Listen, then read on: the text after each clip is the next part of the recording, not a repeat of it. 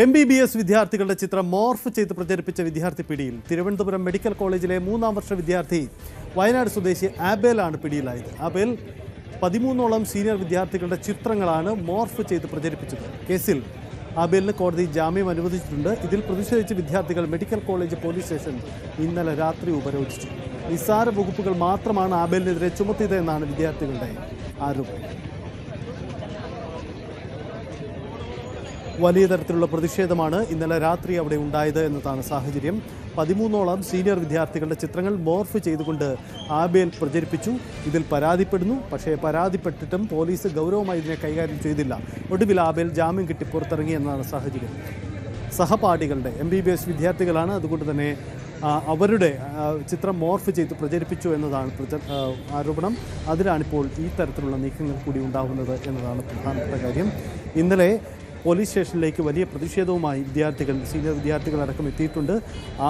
അതിൻ്റെ ദൃശ്യങ്ങളാണിപ്പോൾ ഇന്നലെ എത്തിയ ദൃശ്യങ്ങളാണിപ്പോൾ നമ്മൾ കാണുന്നത്.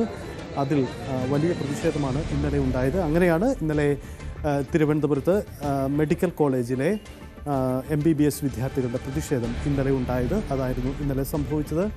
വളരെ പ്രധാനപ്പെട്ട നീക്കമാണ് ഉണ്ടായത്. എന്തായാലും തങ്ങളുടെ പരാതികളെ വേണ്ടത്ര ഗൗരവത്തോടെ പരിഗണിച്ചില്ല എന്നത് ആക്ഷേപം കൂടിയാണ് അവർ ഉന്നയിക്കുന്നത് എന്നതാണ് അവിടുത്തെ സാഹചര്യം.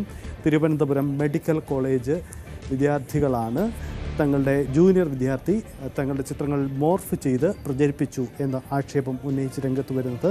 പോലീസ് ഇതിൽ ആദ്യം കേസെടുക്കുന്നു. പക്ഷേ ഈ വയനാട് സ്വദേശി ആബേലിനെ ജാമ്യത്തിൽ വിട്ടയക്കുന്ന സാഹചര്യമാണ് ഉണ്ടായത്. വേണ്ടത്ര ഗൗരവത്തോടെ ഈ കേസ് പരിഗണിച്ചില്ല എന്നതാണ് അവരുടെ ആക്ഷേപം.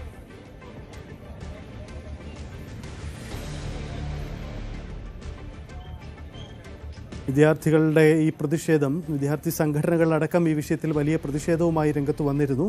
പക്ഷേ വേണ്ടത്ര ഗൗരവത്തോടെ ഇതിനെ കൈകാര്യം ചെയ്യാൻ കഴിയില്ല. ഗുരുതരമായ ആക്ഷേപമാണ്. കാരണം ഒരു സഹപാഠി ഒപ്പം പഠിക്കുന്ന ആളുകളുടെ ചിത്രം ഇങ്ങനെ മോർഫ് ചെയ്ത് പ്രചരിപ്പിക്കുന്നതിന് ഇടവെച്ചത് എന്താണ്? എന്ത് മുൻവൈരാഗ്യമാണുള്ളത്? എന്താണ് ഇയാളുടെ നീക്കം? എന്താണ് ഇയാൾക്ക് ഇനിയും പഠിക്കാൻ സൗകര്യം ഒരുക്കുമോ? കോളേജ് മാനേജ്മെൻറ്റ് ഈ വിഷയത്തിൽ നടത്താൻ പോകുന്ന പ്രതികരണം എന്താണ് അവരുടെ നിലപാട്? ഇതടക്കം വളരെ പ്രധാനപ്പെട്ട കാര്യം കൂടി നമുക്കറിയാനുണ്ട്.